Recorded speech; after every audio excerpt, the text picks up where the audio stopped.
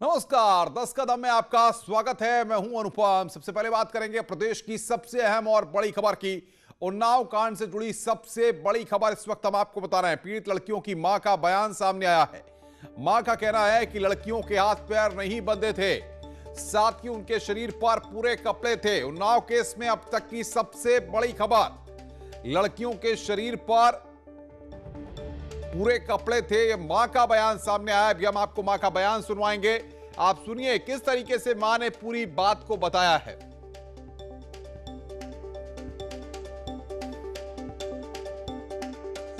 बोहराइश कहला रे हियां आओ देखो दो तीनी परी हमें तब साहब हम होने पहुंचा।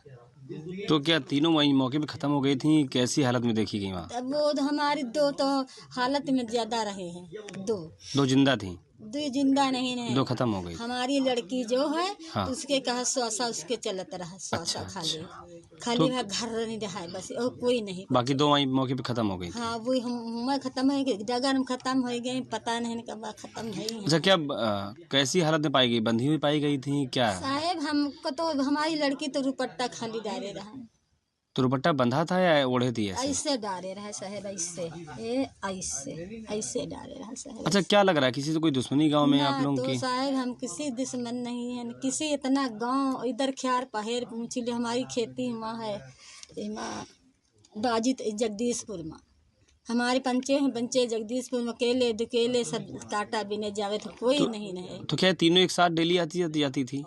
डेली तो नहीं, हमारी तो लड़की चारा पानी करते थी रहा और डेली हरेरी की जाती रहा तीनों थोड़ा। बिटिया लोग जब घर वापस नहीं लौटी तो कौन कौन ढूंढने के लिए गया था? हाँ पंचे गए, हमको ले घर नहीं ढूंढे, हमारे लड़का गा रहा ढूंढे। हाँ कभी किसी पे कोई स्वागत हमका किसी की नहीं जान पा रहे। इससे पहले मृत लड़कियों के भाई ने कहा था कि जब उन्होंने खेत में देखा तो लड़कियों के हाथ पैर बंधे हुए थे। हरेरी लेने गई थी खेत में, उसके बाद हरेरी से जब रोज चली आती थी तब उसमें लेट हुआ तो करीब 6-7 बजे हम लोग ढूंढने निकले कि सब तन ढूंढे तो नहीं मिले। तब खेतन ढूंढने चालू कर, तब उसी लाही वाले खेत में बंधी मिली सब तीनों लोग इकट्ठे खेत में सब बंधी हुई मिली हैं। सब ये कपड़े वपड़े जो पहने थी इसी से सब बंधे हुए, चुन्नी उन्नी से जो। मृत लड़कियों का भाई कुछ और बातें कह रहा है, जबकि पीड़ित जो कि घायल है, जो कि अस्पताल में भर्ती है, उसकी मां कुछ और थ्योरी सामने रख रही है। इस पूरे मामले पर इधर उन्नाव के एसपी आनंद कुलकर्णी का क्या कुछ कहना है, सुनिए जरा।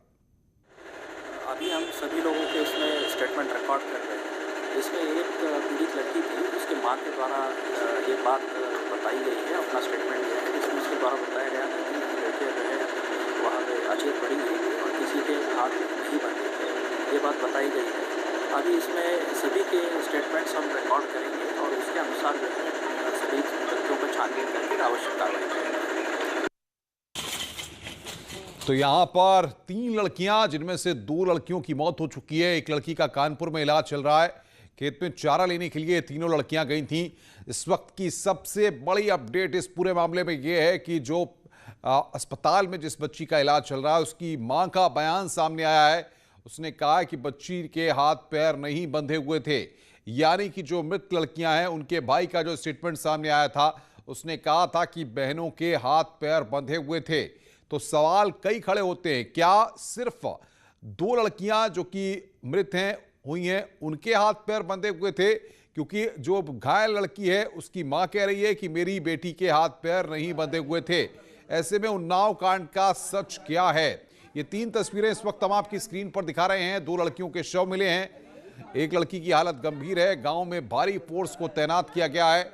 ये 3 तस्वीरें इस वक्त तो जिस अलग अलग एंगल्स की हम बात कर रहे थे, अब सवाल यहां पर यह है कि क्या वजह रही और 2 लड़कियां जो वहां पर मृत पाई गई, क्या उनके हाथ पैर बंधे हुए थे या फिर जो लड़की का भाई है, मृत लड़कियों का भाई है जिसका स्टेटमेंट हमने आपको भी सुनवाया, वो गलत बोल रहा है, या फिर जो घायल लड़की है उसकी मां का जो स्टेटमेंट है वो गलत है और पुलिस जो थ्योरी निकालकर सामने ला रही है, उस पुलिस का कहना है कि मौके से झाग मिले हैं। ऐसे में क्या हुआ है इस पूरे मामले में, ये यहां पर देखना होगा, क्योंकि अलग अलग बयान यहां पर सामने आ रहे हैं। जो मृत लड़कियों का भाई है उसका स्टेटमेंट सामने आता है, वो कहता है कि हमारी बहनों के हाथ पैर बंधे हुए थे, और बातचीत करने के लिए अनामिका हमारी संवाददाता हमारे साथ सीधे जुड़ रही है। अनामिका, अलग अलग थ्योरीज निकलकर सामने आ रही है, फिलहाल क्या अपडेट वहां से है और पुलिस के अधिकारी क्या जानकारी दे पा रहे हैं? देखिए, जो अलग अलग बयान सामने आ रहे हैं उसके बाद से जो अंतिम बयान, महत्वपूर्ण बयान होगा वो उस पीड़िता का बयान होगा जिसका इलाज फिलहाल अभी कानपुर में चल रहा है। उसी के बयान के बाद ये साफ हो पाएगा कि जो परिवार के अलग अलग लोगों की ओर से, भाई की ओर से कुछ और माँ की ओर से कुछ और कहा जा रहा है, तो उसके बयान के बाद ही कुछ साफ हो पाएगा। हालांकि अभी तक जो पीड़िता की हालत है वो बेहद गंभीर बनी हुई है। सुबह से उसने बस एक बार अपनी आंख खोली है, लेकिन बोलने की हालत में कुछ भी नहीं है। हालांकि पुलिस की ओर से भी अलग अलग बयान दिए जा रहे हैं।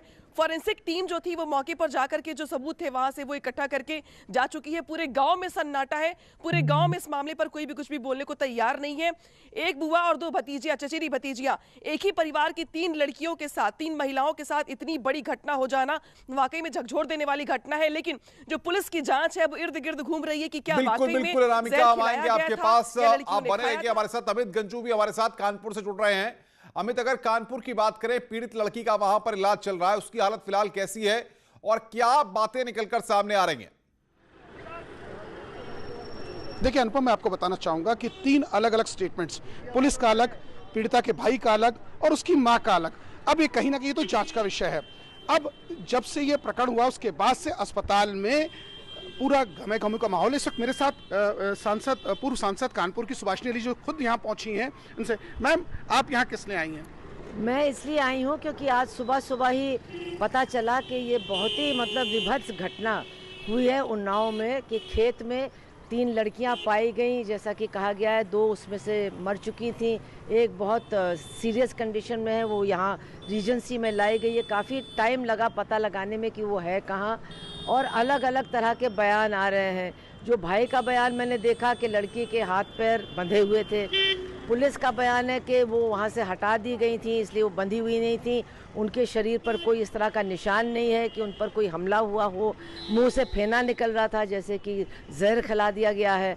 अब तरह तरह की बातें हो रही हैं कि कोई उनके ऊपर लैंगिक हमला हुआ है, कि ये फिर से एक अंधविश्वास से प्रेरित कोई दूसरा तंत्र यंत्र का मामला है, तो वो थोड़ा पता लगाना है। लेकिन ये मामले इतने ज़्यादा बढ़ रहे हैं उत्तर प्रदेश में, ये सबसे ज़्यादा। देखिए अनुपम, निश्चित तौर पर जो पूर्व सांसद हैं, इन्होंने भी कहा कहीं तंत्र वाली बात तो नहीं। उन्होंने, क्योंकि निश्चित तौर पर ये अस्पताल आई हैं यहाँ पीड़िता से मिलने, उनके परिजनों से मिलने आई, क्योंकि परिजन यहाँ इस वक्त कोई मौजूद नहीं है। लेकिन जैसे अगर उसके सेहत के बारे में अगर मैं बताना चाहूँगा आपके माध्यम से दर्शकों को, कि इस वक्त मेडिकल बुलेटिन जो 9:30 रिलीज होना था वो 10:30 तक एक्सपेक्टेड है। और यहाँ आपसे कुछ देर पहले एक अधिकारी आए हैं, SDM लेवल, ACM लेवल के अधिकारी, वो अंदर मौजूद हैं, डॉक्टर्स की टीम उनसे बात कर रही है। और सबसे बड़ी बात कि लड़की अब वेंटिलेटर पर है।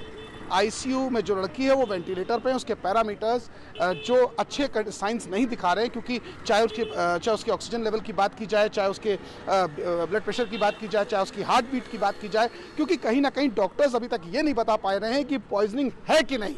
बिल्कुल बिल्कुल अमित, आऊंगा आपके पास। अनामिका हमारे साथ लगातार बनी हुई है। अनामिका, अगर बात करें पुलिस के अधिकारियों की, तो शुरुआती तौर पर पुलिस के भी कई तरह के बयान सामने आए। पुलिस भी ये नहीं समझ पा रही है कि आखिर मामला है किस चीज से जुड़ा हुआ, और परिवार वाले भी कोई जानकारी खुलकर नहीं दे पा रहे हैं। ऐसे में कौन कौन से एंगल से मामले की जांच चल रही है?